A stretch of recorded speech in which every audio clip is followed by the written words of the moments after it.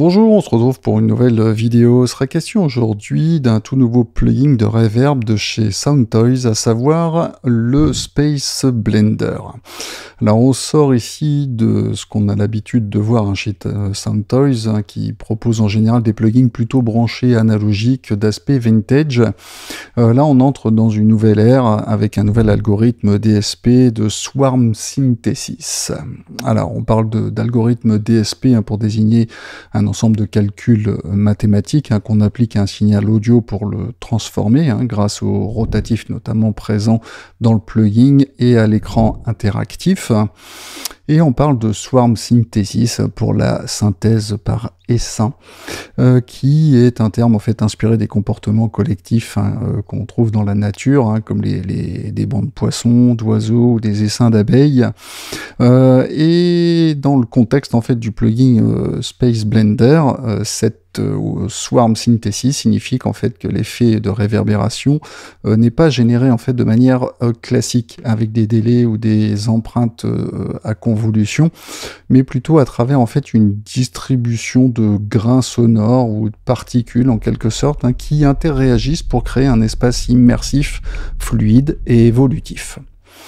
Alors en pratique, chaque son est traité comme un élément qui se déplace en fait dans un espace virtuel défini par l'utilisateur. C'est comme si le son était fragmenté et transporté dans un genre de tunnel temporel qui a sa propre forme, sa propre logique. Ce que Soundtoys a fait ici, en fait, c'est de créer une machine à espace imaginaire capable de manipuler vos sons dans des environnements irréels et modulables en temps réel. Alors, commençons à voir sans attendre comment tout ça fonctionne. Alors, au niveau de l'interface, elle est divisée en 3 sections. La section du haut avec des presets qui sont classés par catégorie et des réglages habituels, de mise à jour, de menus déroulants avec les manuels utilisateurs et de la taille de l'interface qui va de 75 à 200%, et le fameux bypass pour activer ou désactiver le plugin. Alors on a l'écran central appelé visualiseur qui permet de voir en fait tout ce qui se passe au niveau du signal audio dans le plugin, dans le tunnel. Et dans la section du bas, on aura les rotatifs avec les boutons qui permettent de contrôler les mouvements, les comportements de l'effet. Alors, on va faire une petite écoute d'une séquence de piano avec le Pure Lo-Fi de chez Arturia, sur laquelle je vais tester ensuite quelques presets avec notre fameux Space Blender. Alors on écoute pour commencer le piano sans l'effet, et puis avec les presets.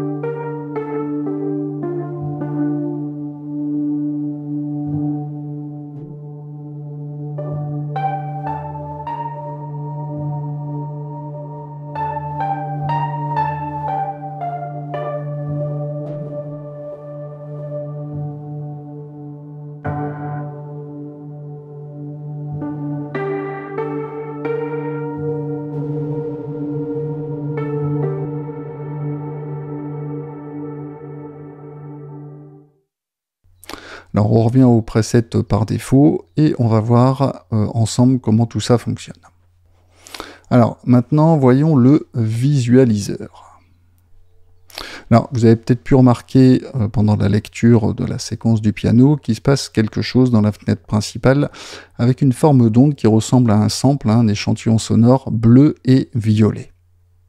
La zone bleue correspond à la forme, en fait, au comportement et au dosage de l'effet qui sera appliqué au signal audio qui entrera dans le tunnel. Dès que le signal audio sera déclenché, on le verra entrer dans le tunnel de gauche à droite plus ou moins rapidement en fonction du temps de passage que vous aurez déterminé avec le rotatif time. On observera la jauge violette qui va se remplir progressivement pendant la lecture.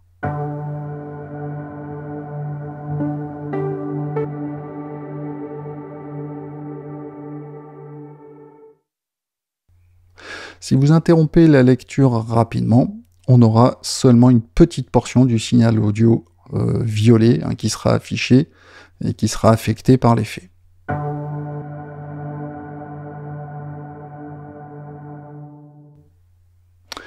Ici, dans notre cas, par défaut, la zone bleue remplit l'intégralité de la zone qui est plutôt équilibrée, proportionnée.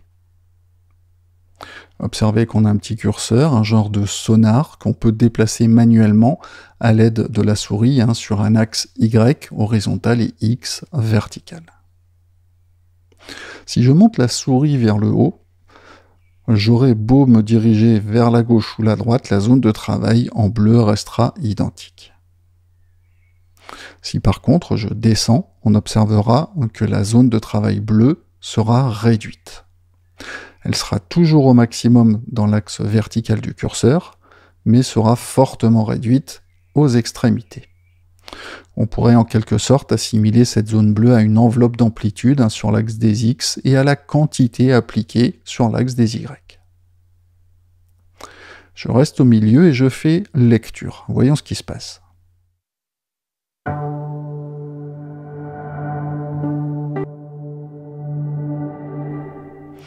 Le signal audio violet entre. Il ne se passe rien jusqu'à ce qu'on arrive au point central du curseur, là où il y a une zone bleue très grande. Donc là où l'effet sera le plus important.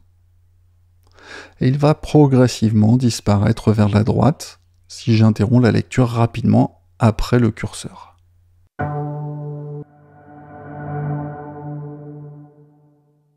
Si je déplace mon curseur sonar tout à droite, la zone bleue la plus importante sera donc située à droite.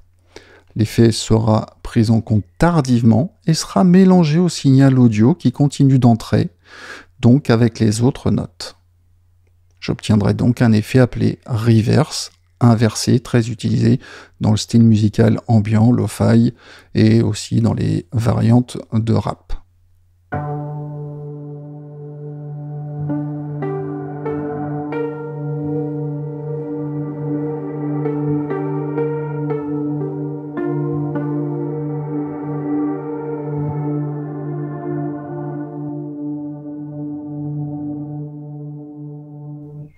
Inversement, si je positionne le curseur sonar vers la gauche, on aura un effet boom immédiat qui disparaît progressivement. L'effet sera appliqué sur le début du signal audio.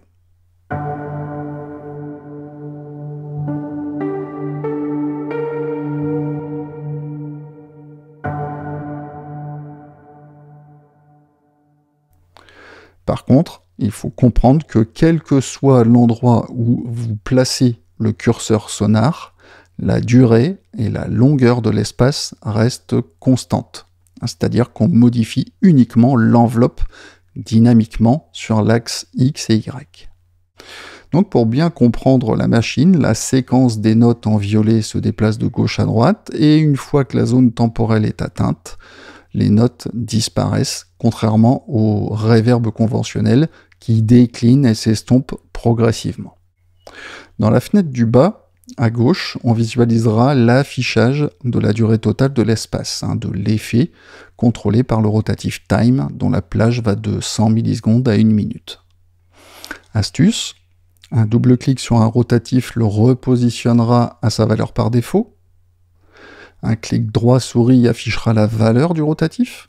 Hein, on refera un clic droit pour revenir à l'affichage normal. Avec un CTRL-Option clic sur Mac ou CTRL-Alt-clic sur PC, on pourra verrouiller la position du potard afin qu'il ne change pas lors du changement du preset. Le nom du paramètre passera en rouge, témoin qu'il est verrouillé. Même combinaison de touches pour déverrouiller le potard.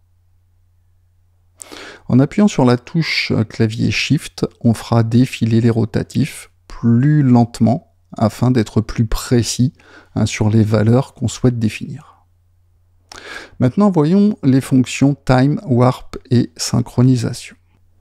On a vu que le time permet de définir la durée de l'effet qui est exprimée en millisecondes.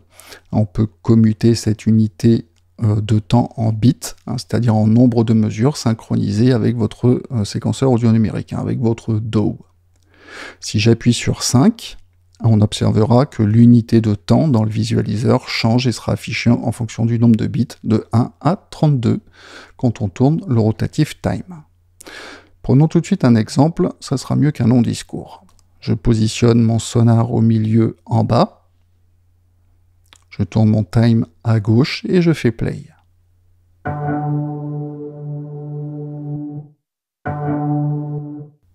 L'effet appliqué suit rapidement la fin de mes notes.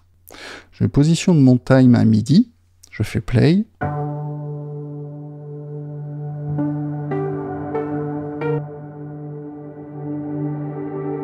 L'effet met plus de temps pour être appliqué au signal audio.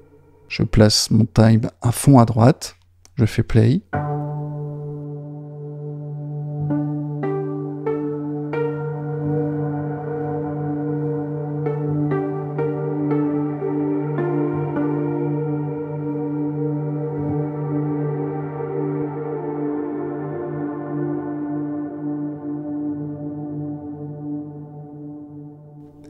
L'effet met beaucoup de temps pour agir. Les notes se mélangent, se superposent, mais ça sonne toujours bien. J'aurais tendance à dire que ça se rapproche en fait des techniques de bouclage, de looping de Pierre Schaeffer, même si ici on reste dans un système de bouclage constant, alors que Pierre Schaeffer, on accentue les décalages au fur et à mesure du temps. Mais je referme la parenthèse, qui était peut-être pas, avec l'exemple qui était peut-être pas approprié, mais ça me faisait quand même penser à ce genre de désordre contrôlé dans les boucles et dans la tête. Le bouton Warp va jouer sur les paramètres temporels en affectant la hauteur et la vitesse des sons dans l'espace. Ce paramètre va se comporter à la manière d'une chambre d'écho à bande qui réagit en fait à une variation de temps ou de delay. Alors prenons un exemple, on va activer le Warp, je désactive la synchro pour le moment. On joue avec le time pendant la lecture.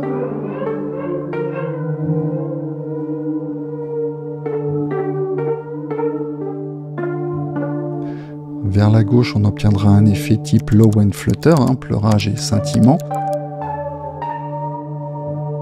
avec des variations de hauteur et de vitesse comme sur les vieux appareils à bande. Et vers la droite, on obtiendra plutôt un effet tape stop qu'on utilise beaucoup avec les platines vinyles. Le rotatif color fonctionne comme un bouton de tonalité, ajustant la balance tonale visant à modifier le caractère de l'effet. Lorsque le son traverse le tunnel, la tonalité évolue au cours du temps. En position à midi, il n'y aura pas d'action sur la tonalité. Vers la droite, on ajoutera de la brillance et inversement, vers la gauche, on assombrira le son au fil du temps. On teste en désactivant le Warp.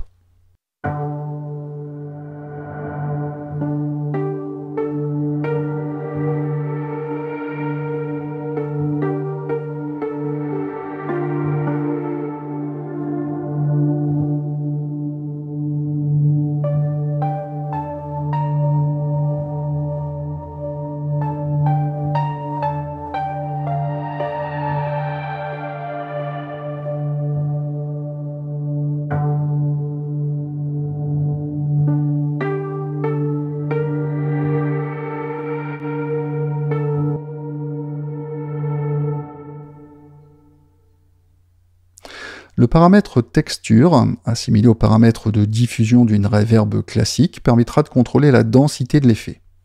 Vers la gauche, on constatera des lignes individuelles dans l'affichage de l'espace dynamique, type tap delay. Dans notre cas, on obtiendra des cliquetis dans les aigus qui sont assez agréables. Et vers la droite, on aura plutôt des textures douces et diffuses.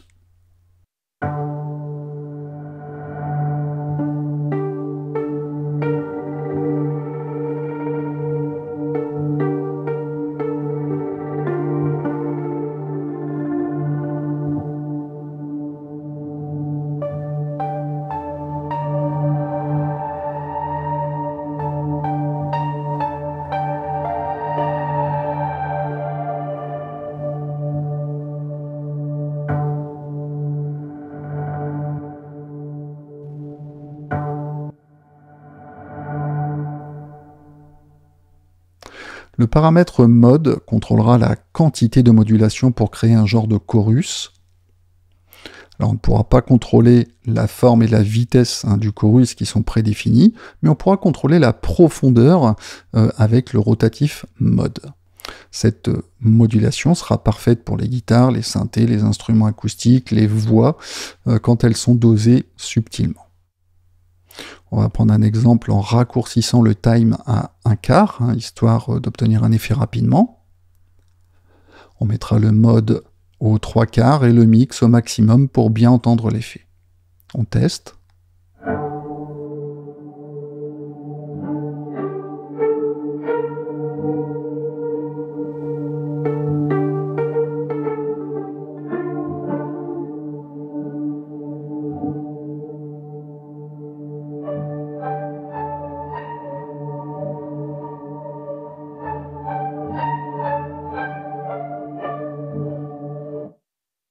On entend vraiment bien le mouvement qui est ajouté dans le son.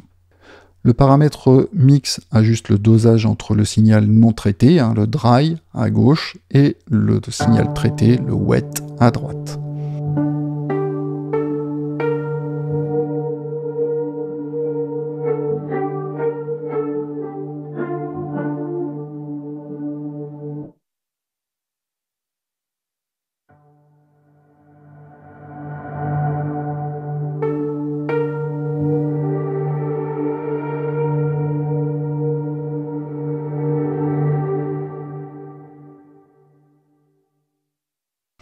Donc au maximum, on aura vraiment des sons très ambiants pour la méditation.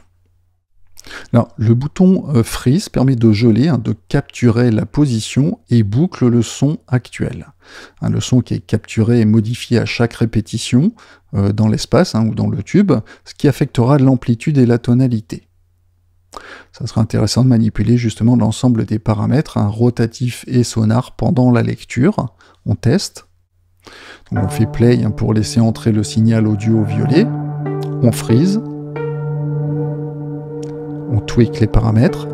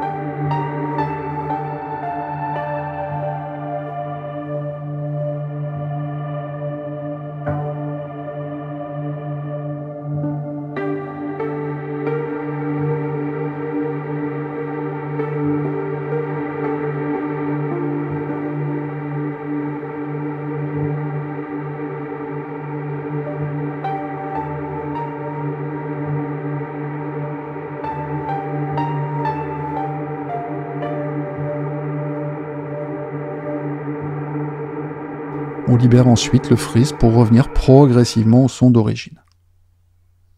On peut vraiment obtenir de très belles textures. Mais en conclusion, ben voilà, pour ce tour d'horizon du Space Blender, hein, c'est un outil parfait pour ceux qui veulent explorer des univers sonores nouveaux et créer des ambiances un peu hors du commun. Alors n'oubliez pas, hein, il est gratuit jusqu'au 22 mai 2025, alors pressez-vous, hein, pour le télécharger avant qu'il passe à son plein tarif de 99 €. Je mettrai le lien dans la description de la vidéo. Alors dites-moi en commentaire, hein, ce que vous en pensez, hein, ce que vous pensez de ce plugin et sur quel instrument vous préférez l'utiliser. Lâchez un petit like, hein, seulement si vous avez aimé, abonnez-vous, hein, pour être avisé des prochaines vidéos que je publie.